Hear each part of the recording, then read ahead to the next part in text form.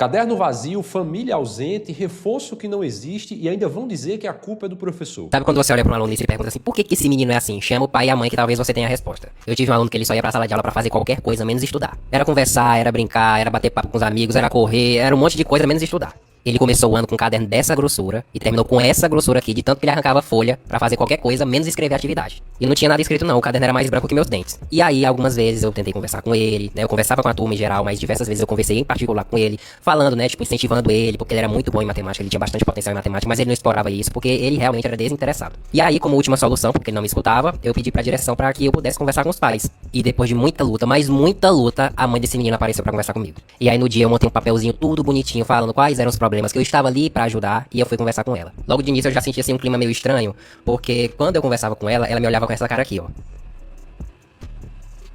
Mas eu segui em frente, né, e falei, olha, aqui estão os problemas que a gente pode resolver em relação ao seu filho. Mas ela tinha uma carta na manga. Tudo que eu falava, ela dava a mesma resposta. Olha, a letra dele é muito difícil de entender. Pois é, mas eu já coloquei ele no reforço. Olha, ele tem problema de leitura. Pois é, ele tá no reforço. Olha, ele tem problema de comportamento na sala de aula. Pois é, ele tá no reforço, acho que isso vai ajudar.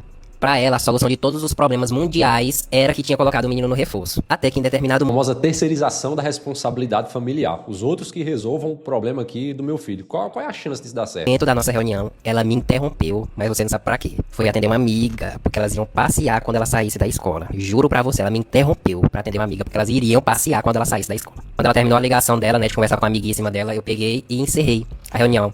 Porque eu sabia que dali eu não ia conseguir tirar nada. Aí sabe o que foi que eu fiz depois dessa reunião? Eu lavei essas duas mãozinhas aqui. E aí eu fui parar pra refletir, por que o menino era daquele jeito? A mãe não se importava, então o menino muito menos. E ainda corre o risco de alguém chegar e falar, ah, que você desistiu do seu aluno. Ele desistiu dele mesmo, a mãe desistiu dele mesmo. Aí você acha que eu tenho que carregar esse fardo sozinho? A gente como professor já tem que carregar vários fardos obrigatórios. E esse aí, eu tratei ele como opcional. Lavei minhas mãos, deixei pra trás e segui minha vida. E no final das contas eu te pergunto, você acha que o reforço que ela tanto falou surtiu algum efeito?